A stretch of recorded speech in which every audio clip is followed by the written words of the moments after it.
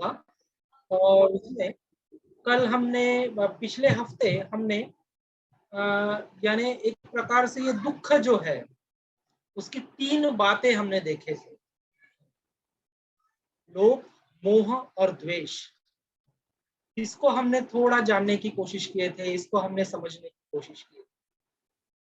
और आज उसी श्रृंखला में भाई और बहनों एक छोटी सी कहानी से मैं शुरुआत करूंगा और उसके बाद में हम धीरे धीरे ये जो अष्टांग मार्ग है, क्योंकि अभी तक के हमने सम्यक दृष्टि जो है उसको नहीं हमने हाथ लगाया है, क्योंकि हम हमारी मन की तैयारी कर रहे हैं उस दृष्टि को समझने के लिए, उस दृष्टि को एक प्रकार से उसका अनुभव हमें थोड़ा बहुत हो, इसके लिए हम ये सारी बातें मैं आपके साथ में साझा कर रहा हूँ। मेरा जो भी अनुभव है मैं वो बताने की कोशिश कर रहा हूँ। अभी यहाँ एक बात निश्चित है कि वो दृष्टि मुझे प्राप्त नहीं हुई है ना, जिस दृष्टि की बात हम कर रहे हैं। लेकिन जो भी एक प्रकार से भंते जी ने, उर्गेन संरक्षित जी ने बताया है, उस आधार के ऊपर में मैं आपके साथ में मेरा यह अनुभव शेयर कर रहा हूँ। और निश्चित ही हम सभी लोग उस मार्ग के ऊपर में आरूढ़ है त्रिरत्न बौद्ध महासंघ के अंतर्गत, तो एक ना एक दिन हम उस दृष्टि तक निश्चित ही पहुंचेंगे और वो जो दृष्टि है वो हमें भी प्राप्त होगी। तो उस श्रृंखला में हमने दुख को देखा था, बहुत अलग अलग दुख की बातें हमने देखी थी। तो उसमें एक छोटी कहानी मैं आपके साथ में साझा करना चाहूंगा। तो उसमें एक बार विशाखा नाम की उपासिका थी, आप सभी को विशाखा के बारे में पता है, और वो बहुत ही दानशूर महिला थी। कोई भी उसके पास में गया, हर भिक्षु को, किसी का तो भी माइक ना स्टार्ट है, प्लीज थोड़ा सा म्यूट कीजिएगा। तो हर भिक्षु को वो दान दिया करती थी, हर भिक्षु को दान दिया करती थी। तो एक दिन क्या होता है, उसकी जो नातन रहती है उसकी मृत्यु हो जाती है। जैसे हमने दुख को देखा है, दुख के बारे में पिछले हफ्ते में भी हमने समझने की कोशिश की है कि किसी के जाने से भी बहुत दुख होता है। हमारे पास में जो चीजें हैं वो अगर नहीं रहेंगी उससे भी हमें दुख होगा। तो ऐसा ही विशाखा की बहुत प्रिय वो नातिन रहती है और उसके अचानक चले जाने से वो बहुत सदमे में आ जाती है और बहुत दुख में वो रहती है। और फिर वो क्या करती है, वो बुद्ध के पास में जाती है और बहुत ही शोक में डूबी रहती है, शौक में रहती है। तो बुद्ध जो है वो बोलते हैं, उसको पूछते हैं कि विशाखा क्या हुआ, तो क्यों इतने दुख में बैठी है। तो विशाखा बताती है कि बुद्ध, मेरी नातिन थी, उसकी मृत्यु कल ही हो गई। तो जैसे ही उसकी मृत्यु हो गई मैं बहुत शोक में चली गई, मैं बहुत दुख में चली गई, क्योंकि वो बहुत आज्ञाकारी थी, वो बहुत संस्कारी थी, वो मेरी हर बात मानती थी। ये बातें विशाखा जो है वो बुद्ध से शेयर करती है। तो फिर बुद्ध उसको कहते हैं कि उन्हीं के शब्दों में मैं बोलता हूं, तथागत ने पूछा, विशाखा दुखी शोकग्रस्त और आंसू बहाते हुए ऐसी बैठी हो, इसका कारण क्या है। उसने अपने नातन की मृत्यु का समाचार सुनाया। तो बुद्ध कहते हैं, विशाखा, श्रावस्ती, ये जो श्रावस्ती की थी विशाखा, ये श्रावस्ती नगरी में कुल कितनी लड़कियां होगी। तो विशाखा कहती है, भगवान, कई करोड़ लड़कियां होगी श्रावस्ती नगरी में। तो फिर बुद्ध कहते हैं कि यह सभी तेरे नातन के समान होगी, तो क्या तू उससे प्यार नहीं करेगी। यानी ये जो श्रावस्ती में इतनी हजार लड़कियां हैं, ये सभी तेरे नातन के समान नहीं है क्या, तो क्या तू उससे प्यार नहीं करेगी, ऐसा विशाखा को बुद्ध कहते हैं। तो विशाखा कहती है, हाँ भगवान, मैं उन सभी से प्यार करूंगी। और हर दिन श्रावस्ती में, फिर भगवान पूछते हैं उनको कि हर दिन श्रावस्ती में कितनी लड़कियों का निधन होता होगा, विशाखा को पूछते हैं। तो वो कहती है भगवान अनेक लड़कियों का निधन श्रावस्ती में होता होगा। तो फिर भगवान कहते हैं फिर क्या किसी के लिए शोक किए बिना तेरा एक क्षण भी नहीं बहेगा, तेरा एक क्षण भी नहीं बीतेगा? भगवान सत्य है, फिर क्या रात और क्या दिन रोते हुए ही जीवन बिताएगी? भगवान आपने सही बताया, मुझे समझा, तो फिर अब शोक मत कर। भगवान बुद्ध ने उसको ये उपदेश दिया। ये भगवान बुद्ध और उनका धम्म जो है उसमें पेज नंबर 430 जो है उसके ऊपर में ये कहानी है, उसको विस्तार से आप पढ़िएगा। मैं ये कहानी आपके समक्ष इसलिए रखा कि हर क्षण हम कुछ ना कुछ खो रहे हैं। अब विशाखा ने तो उसकी पुत्री को खो दिया, लेकिन हर क्षण हम खो रहे हैं। तो अगर हर क्षण उस खोने का अगर दुख हम करेंगे, हर वक्त ही अगर हम दुख में रहेंगे, तो भाई और बहनों ये जीवन केवल एक प्रकार से यूं कहिएगा कि इस शोक में ही बीत जाएगा, शोक में ही जीवन बीत जाएगा। और जो सत्य है उस सत्य के नजदीक हम नहीं आ पाएंगे। तो यहाँ बुद्ध हमें सत्य के नजदीक ला रहे हैं। इसीलिए जैसे मैंने शुरुआत में कहा था कि 4 आर्य सत्य जो है, पहला आर्य सत्य दुख है, दूसरा उसका कारण है, तीसरा उसका निवारण हो सकता है, और चौथा दुख मुक्ति का मार्ग है, यानी आर्य अष्टांगिक मार्ग है। तो बुद्ध हमें उस आर्य अष्टांगिक मार्ग की तरफ लेकर जाना चाहते हैं, और उस आर्य अष्टांगिक मार्ग के तरफ लेकर जाकर हमें दुख से, एक प्रकार से हम दुख से मुक्त हो सकते हैं। तो फिर ये आर्य अष्टांगिक मार्ग क्या है, आज हम उसके बारे में थोड़ा विस्तार से जानेंगे, थोड़ा विस्तार से हम समझने की कोशिश करेंगे। तो भाई और बहनों, आप सभी को पता होगा कि त्रिरत्न बौद्ध महासंघ में अगर आपको जीएफआर में जाना है ना, तो उसका एक बेसिक क्राइटेरिया है। वो कहते हैं कि आर्य अष्टांगिक मार्ग, जीएफआर के अगर शिविर करना है तो आर्य अष्टांगिक मार्ग जो है वो हमारा कंप्लीट होना चाहिए, है ना। तो आर्य अष्टांगिक मार्ग में दो पहली ही जो बात है वो है सम्यक दृष्टि, है ना। पहली ही बात है आर्य अष्टांगिक मार्ग की, सम्यक दृष्टि है, पहली बात है। और आर्य अष्टांगिक मार्ग ये दर्शन मार्ग और भावना मार्ग है, 2 मार्गों से बना हुआ ये मार्ग है। एक तो दर्शन मार्ग है और दूसरा है भावना मार्ग। तो इसमें जो पहला भाग है वो दर्शन मार्ग और द्वितीय भाग है वो भावना मार्ग है। इस प्रकार आर्य अष्टांगिक मार्ग के क्रमश अवस्थाओं के दृष्टि से 2 भाग है। दर्शन मार्ग प्रथम भाग है, दर्शन मार्ग ये प्रथम भाग की सीढ़ी है, यह परिपूर्ण दृष्टि है।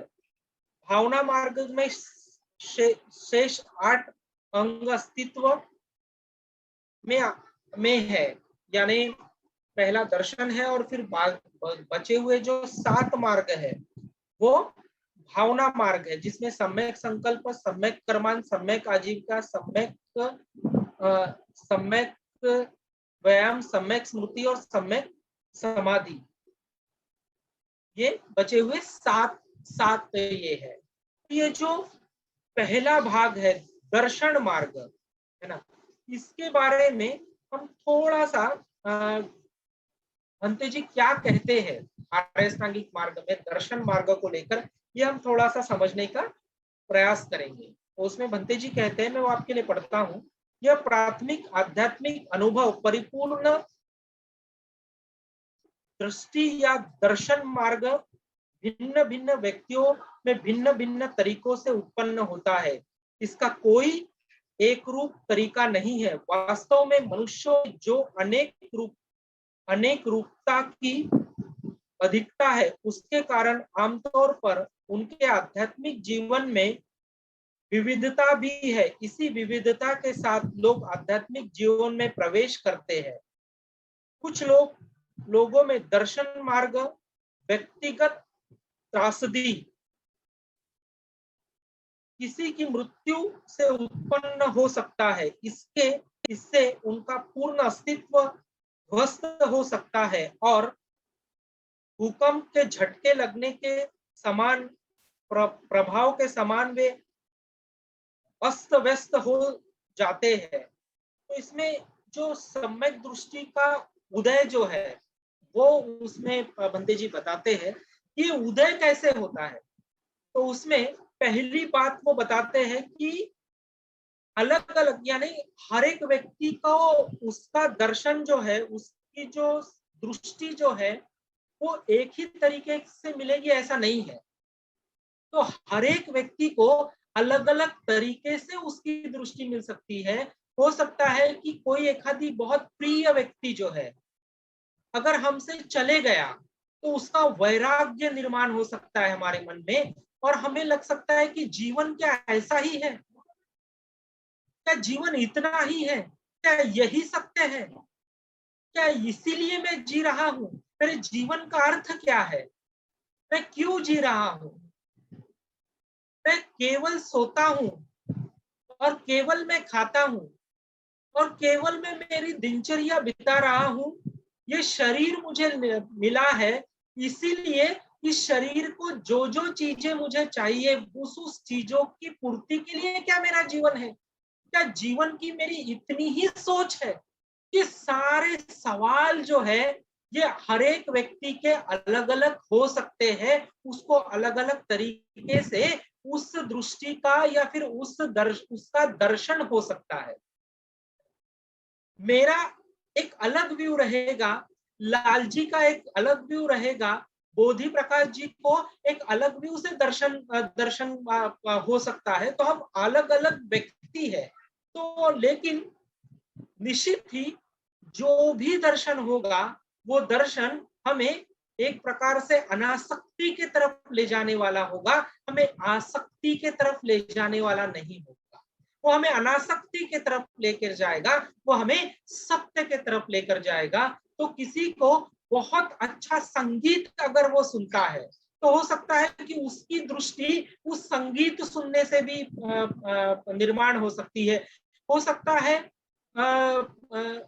कि कोई अगर व्यक्ति निसर्ग देखता है, तो उस निसर्ग से भी, निसर्ग देखने से भी उसका उदय हो सकता है। तो हर एक व्यक्ति का उदय अलग अलग तरीके से हो सकता है ना, उसको अलग अलग तरीके से इसका दर्शन हो सकता है। तो ये बेसिक बात जो है वो बहुत बहुत महत्वपूर्ण है। और उसमें सबसे महत्वपूर्ण बात और बताई है, जैसे मैंने कहा कि किसी का जाना, ये बहुत, यानी उसको क्या कहेंगे, जैसे इस कोरोना काल में हमने देखा, हर एक व्यक्ति जा रहा था, हमसे बिछड़ रहा था, और हमें ऐसा लग रहा था कि यार मेरा भी नंबर कब ना कभी ना कभी लग सकता है, मुझे भी कोरोना हो सकता है, मेरी भी मृत्यु हो सकती है। तो एक अलग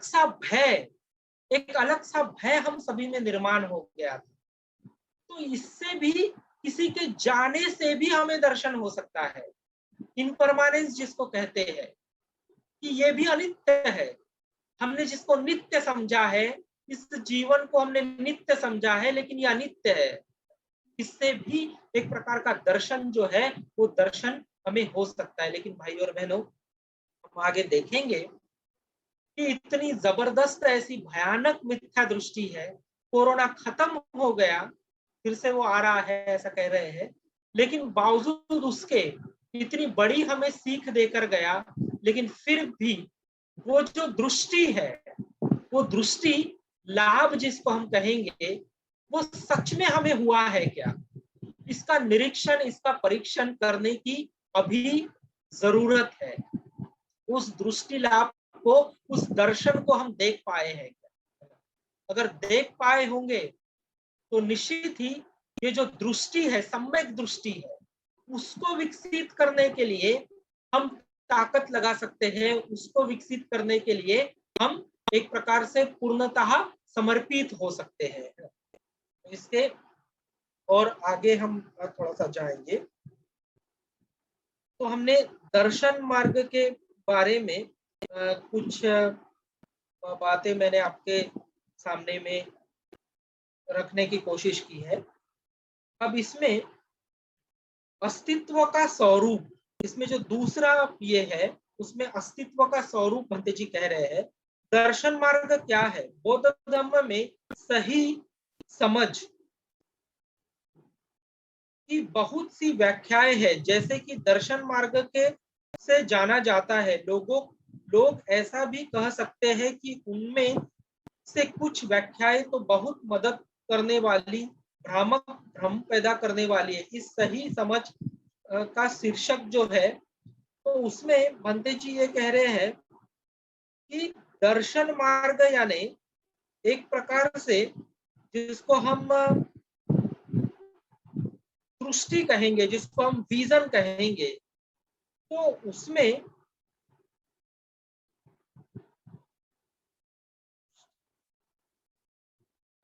यानी एक प्रकार की दृष्टि मिलना। दृष्टि को समझने के दो तरीके हैं, भंते जी दो तरीके बता रहे हैं यहाँ पर। एक तरीका है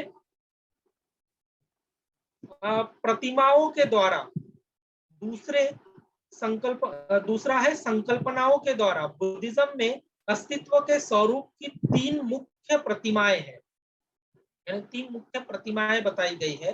तो उसमें पहली प्रतिमा है भवचक्र, दूसरी प्रतिमा है भगवान बुद्ध का रूप, यानी उनका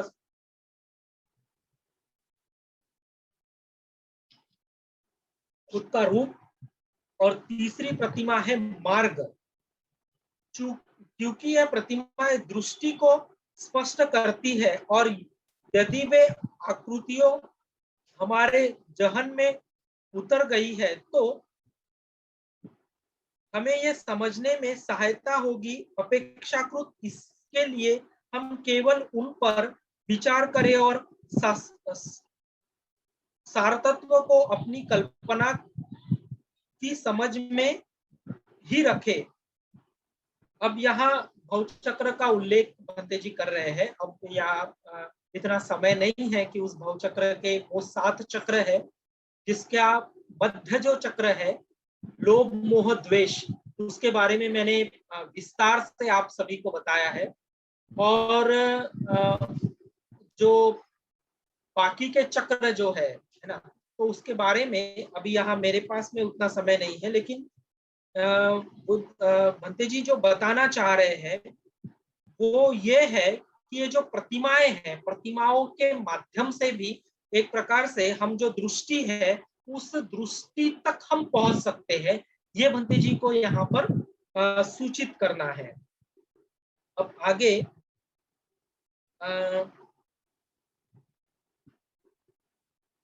4 आर्य सत्यों की बात उन्होंने कही, जिसमें से पहला आर्य सत्य दुख है। वो उसके बारे में मैंने आप सभी को बताया कि दृष्टि का उगम किन किन बातों से होता है। और फिर है संस्कारित अस्तित्व के 3 लक्षण। ये भी एक प्रकार से हमारा दृष्टि का उगम होने के लिए बहुत महत्वपूर्ण है। तो पहला उसका जो प्रकार है, संस्कारित अस्तित्व दुखमय है, दूसरा है वह अनित्य है, और तीसरा है वह अनात्म है। तो यह संस्कारित अस्तित्व दुखमय है। तो इसके बारे में भंते जी कह रहे हैं, बुद्धिज्म के अनुसार 3 प्रकार के दुख होते हैं। प्रथम तो अस्तित्व दुख है, जैसे कि आपको यानी ये जो हमारा अस्तित्व है, यह अस्तित्व ही दुख है। पहला उसका प्रकार बता रहे हैं भंते जी। उसमें दांत दुखना है, शरीर का दुख है, जिसमें ये पूरी बॉडी जो है ना, इसका दुख है। हमने शरीर धारण किया है, यही दुख है। आरोग्य जो है, शरीर में अगर समझो दांत दुख रहा है, हाथ दुख रहा है, आंखें दुख रही है, कान दुख रहा है, तो ये जितने भी अवयव है, ये दुखना, इसका दर्द होना, यानी एक प्रकार से अस्तित्व, वास्तविक, ये वास्तविक दुख है ना। और फिर भंते जी दूसरा दूसरा दुख बता रहे हैं, वो है सुप्त दुख। सुप्त दुख में एक प्रकार से भाइयों और बहनों,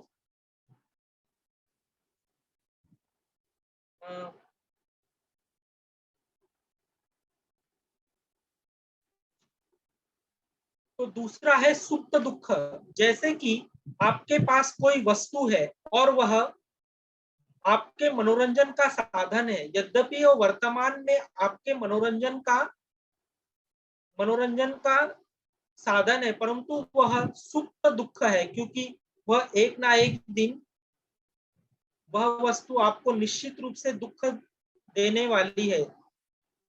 तो यहाँ पे सुप्त दुख में उन्होंने वस्तु मात्र का दुख बताए हैं। तो अब ये जो वस्तु मात्र का दुख है, देखिए बहुत बार हमारी बहुत प्यारी चीज रहती है जिसको हम जीवन भर संभाल कर रखते हैं, और वो अगर हमसे खो गई, वो अगर हमसे बिछड़ गई, तो हमें भयानक दुख होता है और हमें ऐसा लगता है कि वो हमसे खोना नहीं चाहिए था।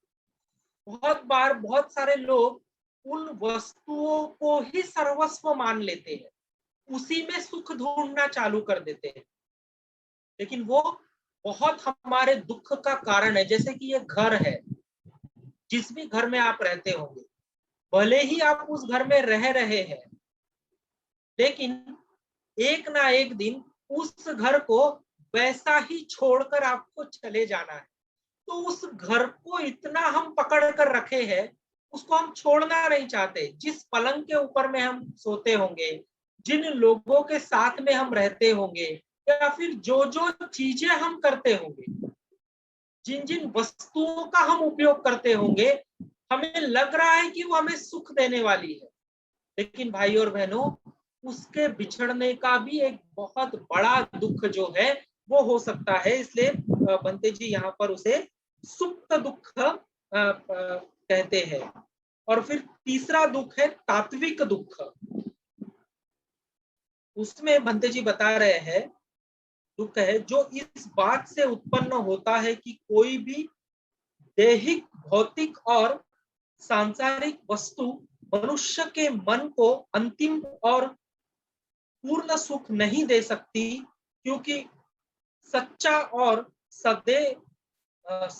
सच्चा और सदैव रहने वाला सुख केवल असंस्कारिक वस्तुओं के सत्य से मिलता है। असंस्कारिक और सत्य की अपेक्षा प्रत्येक वस्तु एक प्रकार का सूक्ष्म दुख है। इसका अर्थ यह हुआ कि जब तक किसी व्यक्ति को बुद्धत्व प्राप्त नहीं हो जाता, वह सही अर्थों में सुखी मानव नहीं हो सकता। तीसरा दुख क्या बोल रहे हैं? तात्विक दुख है, यानी मनुष्य एक प्रकार से इस संसार में वो सुख ढूंढ रहा है, जो कि एक बहुत बड़ा दुख है, और उस भ्रामकता में हम जी रहे हैं। उस भ्रामकता में जी रहे हैं, ऐसी भ्रामकता हमने निर्माण की है कि ये जो भी चीजें हैं संसार की, वो हमें सुख देगी, लेकिन भाई और बहनों, वो अंतिमता हमें सुख नहीं दे सकती। अंतिमता वो हमें दुख ही देगी। इस विशाखा के उदाहरण से हम यह समझ सकते हैं। उसकी एक, यानी हम हमेशा ही ये बोलते हैं कि मैं हूं, मैं रहूंगा, मेरा अस्तित्व है, मैंने ये किया है, मैंने ये घर निर्माण किया, मैं बहुत अच्छा बोलता हूं, मैं ये मैं का जो बातें हैं भाई और बहनों, इसी में हम रहते हैं और इसी में एक प्रकार से इसी को हमारा अस्तित्व मान लेते हैं। लेकिन मैं का कोई भी अस्तित्व नहीं।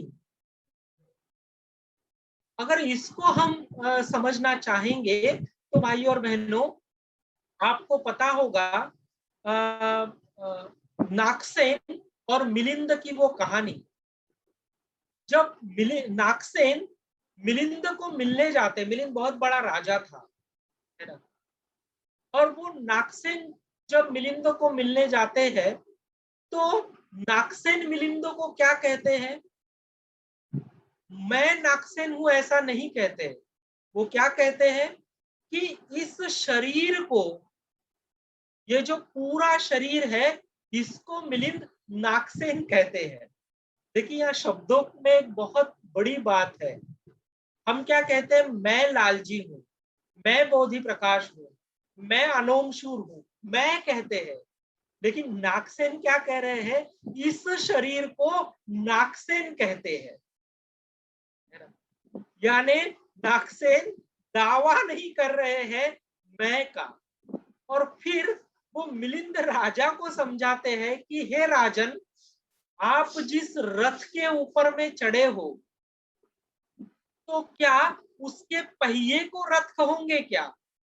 क्या उसमें जो अश्व है उसको रथ कहोगे क्या? तो इन सारी चीजों से बना हुआ वो रथ है। यहाँ कार्य कारण भाव, यहाँ प्रतीत समुत्पात जो है, वो नागसेन वहां समझा रहे हैं मिलिंद को। लेकिन भाई और बहनों, ये बात हमें समझ में नहीं आती, क्योंकि अभी तक हमें उस उतनी गहराई से हमने इन बातों को नहीं समझा है। जब तक इन बातों को उतनी गहराई से हम नहीं समझते, तब तक हम असंस्कारिता जो है और सत्य की अपेक्षा प्रत्येक वस्तु मात्र का सूक्ष्म दुख, प्रत्येक वस्तु मात्र हम सूक्ष्म दुख देने वाली है, ये नहीं समझ सकते, क्योंकि हमने अभी तक मेरा मैं नहीं छोड़ा है, हम अभी तक मैं में ही है। बुद्ध ने उनका मैं छोड़ा, इसी वजह से वो बुद्ध हुए, और वही एक प्रकार से सुरक्षितता है, वही एक प्रकार से सुरक्षितता है। लेकिन वहां मैं नहीं है, वहां सुरक्षितता है लेकिन मैं नहीं है, क्योंकि वहां मैं सुरक्षित नहीं हो सकता। क्योंकि अगर मैं लेकर वहां सुरक्षित होना चाहूंगा, तो भाई और बहनों, फिर से वो संस्कारिता मेरे साथ मेरे मैं में जाएगी और मैं सुरक्षित होगा। लेकिन वहां केवल सुरक्षितता है, केवल सुरक्षितता है, इसीलिए वहां केवल बुद्ध है, केवल धम्म है और केवल वहां संघ है। उस अर्थ से वहां मैं नहीं है। अब इसको समझाना थोड़ा सा कठिन है, ये अनुभव करने की बात है। जैसा जैसा हमारा ध्यान का अनुभव बढ़ेगा, वैसा वैसा ये अनासक्ति का अनुभव जो है वो हमें आएगा, और जब हम अनासक्त हो जाएंगे, तब वहां मैं मेरा नहीं रहेगा और पूर्णतः हम उससे बाहर आ जाएंगे। तो यह है तीसरा दुख जो बुद्ध बता रहे हैं। और फिर बुद्ध बता रहे हैं दूसरी बात, हम तीन बातें देख रहे हैं, अस्तित्व के तीन लक्षण देख रहे हैं। जिसकी पहली बात मैंने बताई, संस्कारित अस्तित्व दुख में है, ये मैंने आपको तीन बातों के माध्यम से साझा किया। अब दूसरी बात है, संस्कारित अस्तित्व अनित्य है, मेरे पास केवल 2 ही मिनट बाकी है अभी। तो संस्कारित अस्तित्व अनित्य है। जैसे कि हम भली भांति जानते हैं कि प्रत्येक संस्कारित वस्तु अनित्य है। प्रतिदिन, प्रति घंटा, प्रति मिनट, प्रति सेकंड हमें इस बात के लिए सचेत किया जा रहा है कि संसार में कुछ भी नित्य नहीं है, कुछ भी ठहरने वाला नहीं है। हर आदमी का जीवन प्रवाह चल रहा है। कोई भी वस्तु निरंतर 2 सेकंड तक भी स्थिर नहीं रह सकती। हर चीज बदल रही है, हर क्षण बदल रहा है। मैंने ली हुई सांस दोबारा मैं नहीं ले पाऊंगा। लेकिन भाई और बहनों, इस अनित्यता को समझना, इस अनित्यता को समझकर उसको समझने के लिए खुद तैयार होना। और आगे भंते जी कहते हैं, कोई भी वस्तु निरंतर 2 सेकंड तक भी नहीं रह सकती। हम हर क्षण बूढ़े हो रहे हैं और हमारे चारों ओर जो वस्तुएं हैं वे टूट फूट रही है, उसमें कोई स्थिरता नहीं है, वे सुरक्षित नहीं है। हम हर सोचना, हम यह सोच पसंद करते हैं कि कोई वस्तु हमें सदैव के लिए मिल गई है, परंतु उस सदैव का अर्थ कुछ वर्ष, कुछ दिन या कुछ घंटे, यहाँ तक कि कुछ मिनट ही हो सकता है। इस बात को स्पष्टता और स्थिरता से देखते हुए कि प्रत्येक वस्तु अनित्य है, क्षणभंगुर है, और हम हर वस्तु के बहुत लंबे समय तक पकड़ कर नहीं रख सकते, कि यह परिपूर्ण दृष्टि का एक बहुत महत्वपूर्ण पहलू है जो सांसारिक वस्तुओं पर लागू होता है। कुछ भी पकड़ कर नहीं रख सकते, हम हमारी सांसें तक पकड़ कर नहीं रख सकते, लेकिन फिर भी इतने आसक्त है कि ये सारी चीजें पकड़ कर हम रखना चाह रहे हैं। और यही परिपूर्ण दृष्टि का एक बहुत महत्वपूर्ण पहलू है कि हम कुछ भी पकड़कर नहीं रख सकते, कुछ भी हमारा नहीं है।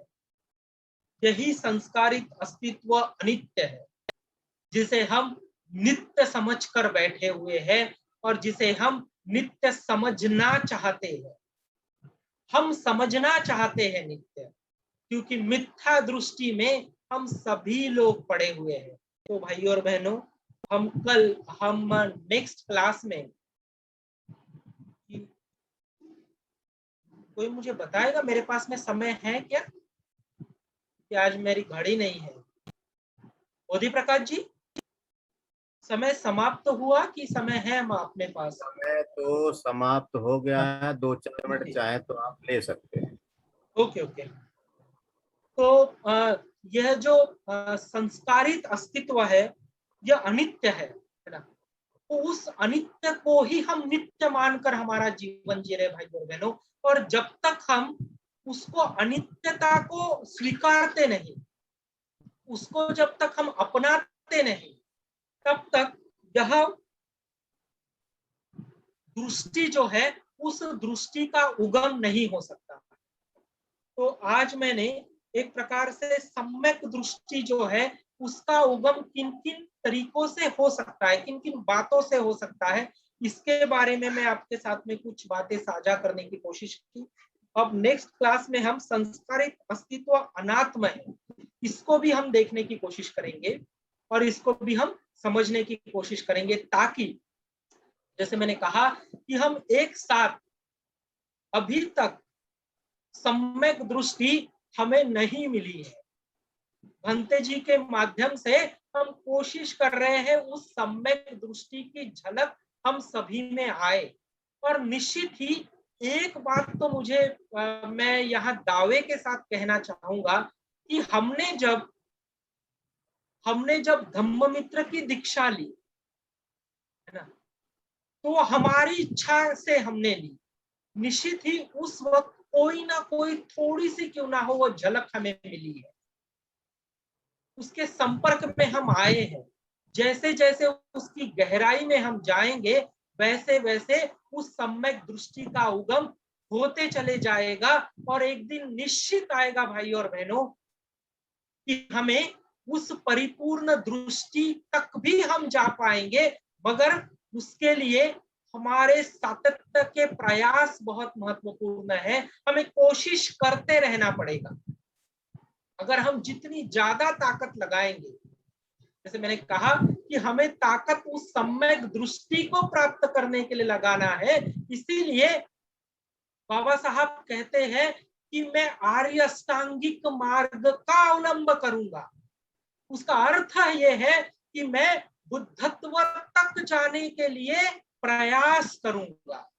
उस अर्थ से हम सभी को प्रयास करना है सम्यक दृष्टि प्राप्त करने के लिए। वही बात बाबा साहब हमें बता रहे हैं इस प्रतिज्ञा के माध्यम से। तो यह प्रतिज्ञा हम करते हैं कि जब तक सम्यक दृष्टि प्राप्त नहीं हो जाती तब तक हम प्रयास जारी रखेंगे। तो भाइयों और बहनों, आप सभी ने बहुत शांति से सुन लिया, उसके लिए मैं आप सभी का बहुत बहुत पुनर्नमन करता हूँ, आभार व्यक्त करता हूँ। यही रुकता हूँ। नमो बुद्धाय। जय भीम। बहुत बहुत